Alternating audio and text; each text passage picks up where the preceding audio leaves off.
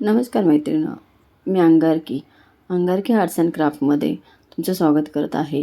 आज मी मकर संक्रांतीनिमित्त एक नवीन व्हिडिओ घेऊन आलेला आहे. 3x3 टिपक्यांची अशी ही रांगोळी आहे.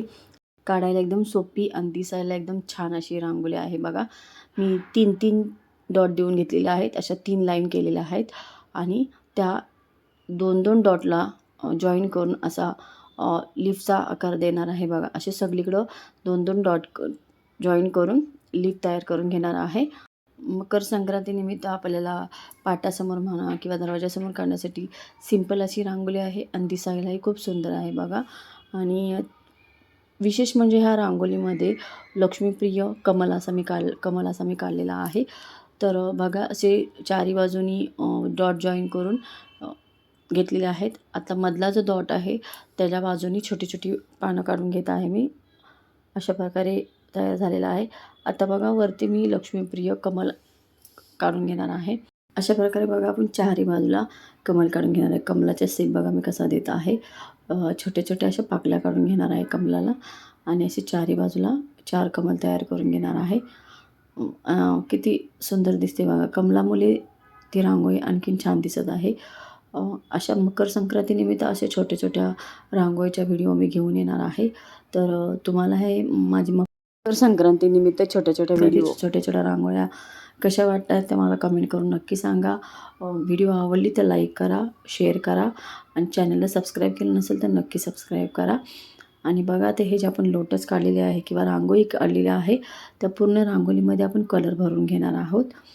चला तर मग आपण कलर भरून घेऊया. आता बघा, मी जे लोटस काढलेले आहेत त्याच्या तिथे मी येल्लो कलरचे डॉट देणार आहे आणि मग त्या फिंगरच्या हेल्पने प्रेस करणार आहे आणि त्याच्यावरती आणखीन एक दुसरा कलर टाकणार आहे जेणेकरून ते आणखीन उठून दिसेल. बघा, अशा प्रकारे येल्लो कलरने प्रेस केला आणि त्याच्यावरती मग रेड कलर टाकून घेत आहे.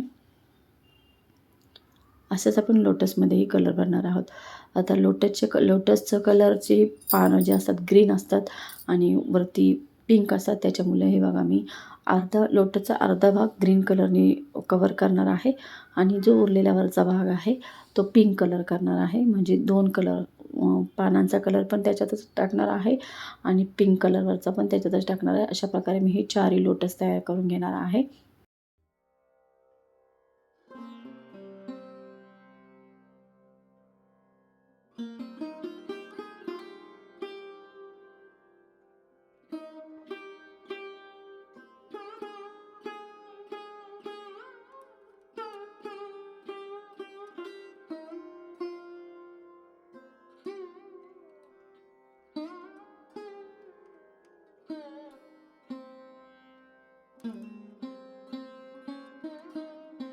बघा, अशा प्रकारे 4ही लोटसमध्ये मी ग्रीन आणि पिंक कलर भरून घेतलेला आहे आणि मध्ये जे लीफ आहेत त्याच्यात आपण व्हाईट कलर भरून ते भरून घेणार आहोत.